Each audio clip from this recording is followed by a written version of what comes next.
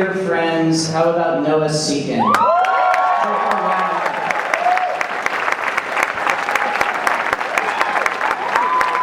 And this last man needs no introduction at all. The legend from right here, Christopher Plummer, ladies and gentlemen.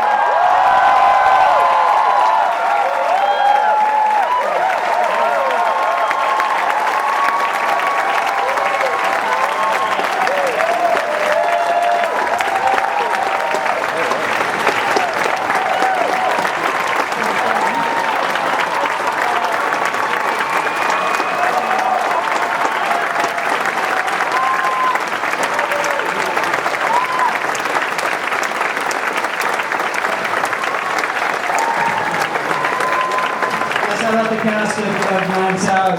Get it up one more time for all these amazing actors.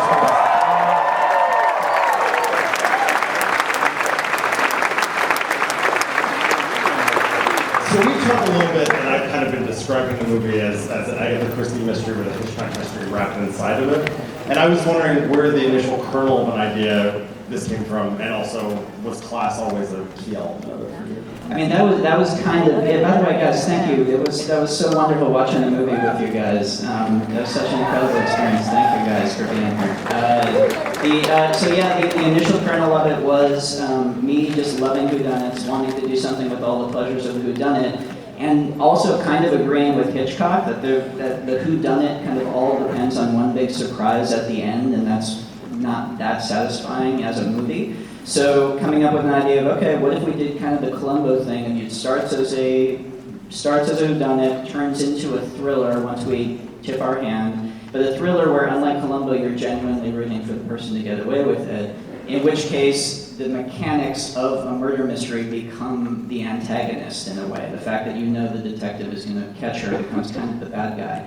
And then at the end, because I still wanted that pleasure of that library scene where the detective lays it all out, to reveal that it's been a whodunit this whole time, and the thriller was kind of misdirection. So that was kind of laid out in the most boring way possible. It's more fun to watch in the movie form. I wanted to ask Daniel about your character creation. This is such a different character for you, and it's so distinctive, and feels like something that could be like Hercule Poirot and Carry On. So I'm curious what kind of, your other story. It was on the page. I worked for a long time on accents and so trying to figure out where he was from and all those things. But it's Ryan's script. That's it.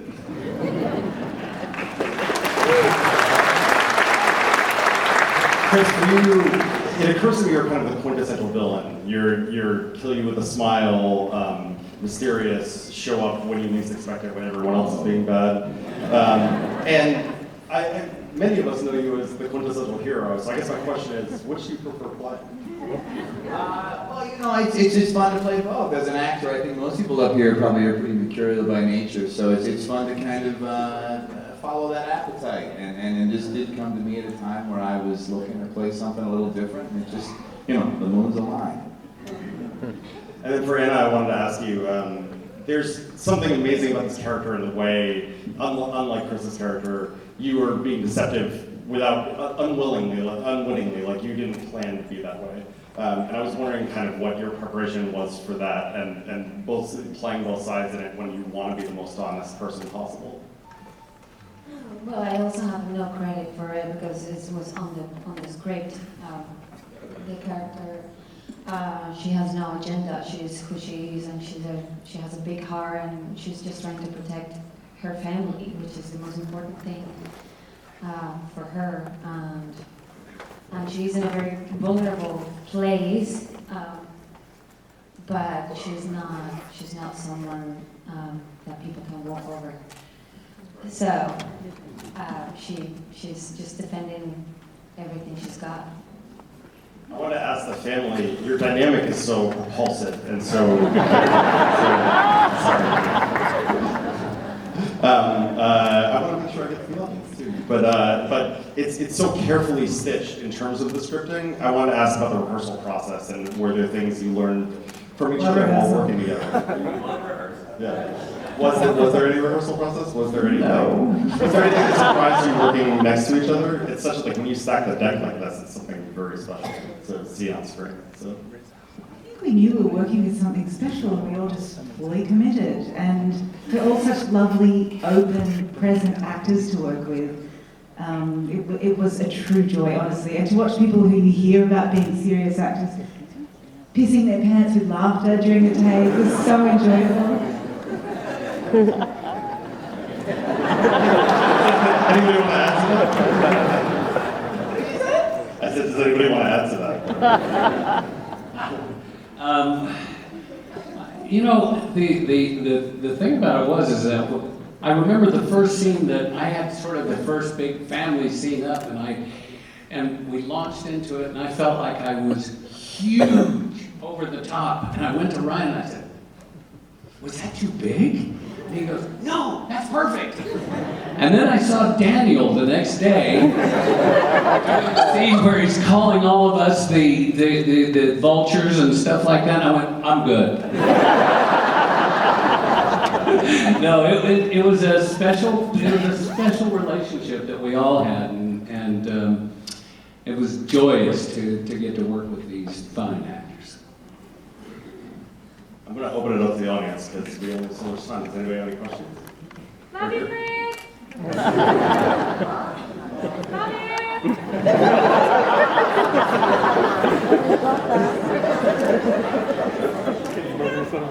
So the question was how you chose Sweet Virginia for the final song. Expensively is how I chose it. This was the song I had in my head for the ends from the time I was writing, and I've had that with every movie I've written in. This is the first time I've actually, with the exception of Star Wars, it's the first time I've actually used the song I thought would come at the end. But yeah, I felt like it was important in the thing to feel like it ends with a party. Love you right back. There's a lot of love in this house. Right there. Do you have any other culprits in mind besides Chris's character?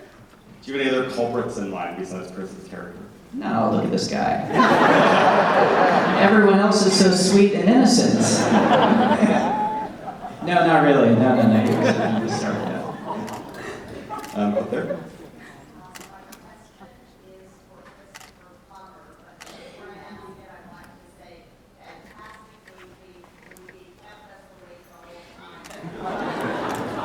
That's a good problem.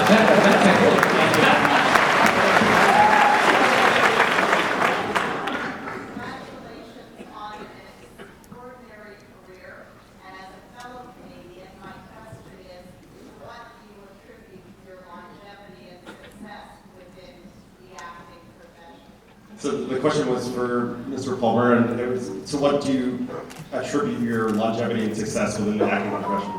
Scripts like this.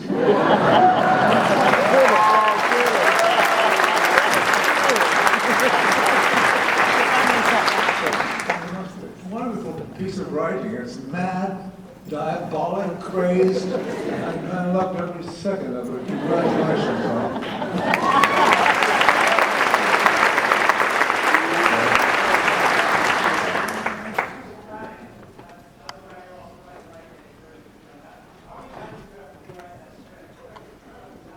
So the question was, how many rewrites did you do to write a murder mystery? Thank you. It took a bunch. Yeah, it's because obviously the thing that's most difficult is simplicity and trying to get all this stuff in there and still have it kind of track, or at least give the illusion of tracking.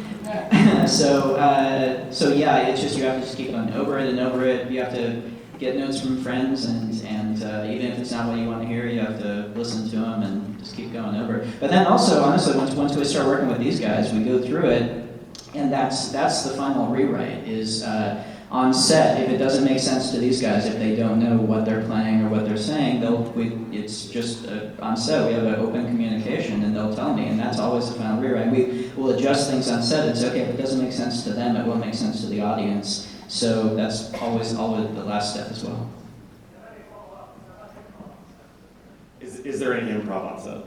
There were some good zingers that came out on set. Yeah, one of my favorite is Toni when she's like banging on the window. I don't know if you can hear all of it, but she's screaming to Marta, "I'm not on Twitter anymore, so DM me on Instagram." Cracked me up and felt so perfect for now. I got to think about the throat chakra though. Yeah, the throat chakra. Let's open your throat chakra. Catherine. I just have to put an honorable mention in for Michael Shannon. His lines Yes. with each shit were amazing and next level. Here. I'm just wondering, it's a screenplay with so many amazing characters in it. I'm wondering for each of the actors, just quickly, if there was one character other than your own in the screenplay that you could have played, which would it be? So the question was, it's full of amazing characters. If there's one character other than your own, Anna, to play. I could Great have Nana. played Danny. Wait, say what now? Everybody wants to be you. I want to be Daniel. Got the casting all wrong with this. I'm suddenly seeing it. Over here. My question is for Ryan, and I just want to know what you're most excited about with your new production company and how I can tell you the script. So, what are you most excited about with your new production company? Why don't you tell us about your new Yeah. So and also let's take a moment. As we've heard. Let's take a moment to thank Ron Bergman. A nice friend of mine, he's a longtime producer partner. Ron and I started a production company. We're going to start making some cool stuff. The thing I'm most excited about is making cool stuff. The thing I'm most excited about is your script. So yeah, we want to make some cool stuff, so we're just going to dive into it and start. Up top. Great movie.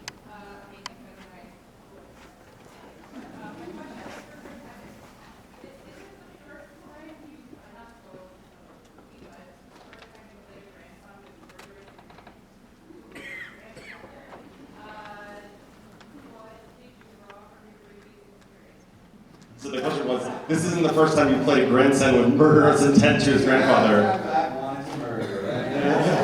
It was easy. No, I obviously, yeah. You're talking about fierce people, right? That's a deep cut. You can't believe it. I don't know. It's a film savvy audience. It's really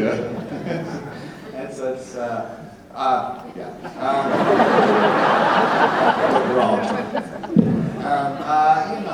Obviously I've not pulled from any personal experience when it comes to desires of murder. I don't know if I have a clever response to the question, other than the fact that it's what Ryan asked me to do, so I did.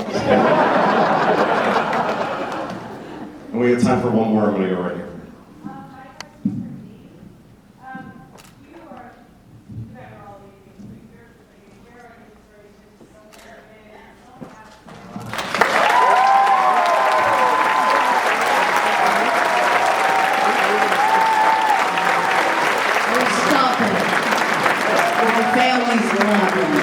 Thank you, that's very kind of you.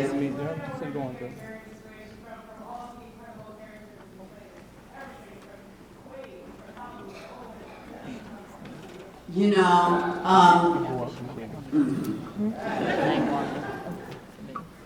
I am probably the luckiest girl in this room, standing here tonight with these beautiful people. I've never studied, and to be honest, my only goal is to tell the truth. Period. In all areas, by the way. Politically, emotionally, romantic. Like, to me, truth is art. And that's all I've ever tried to do, is just tell the truth, no matter what it is. I just need to, for 1 second, since you gave me the mic. This is the first time I've seen the movie. I think it's the first time many of us have. Ryan, it's just fantastic. And I'm thrilled and honored to be in it, part of it, and thank you for it. Thank you.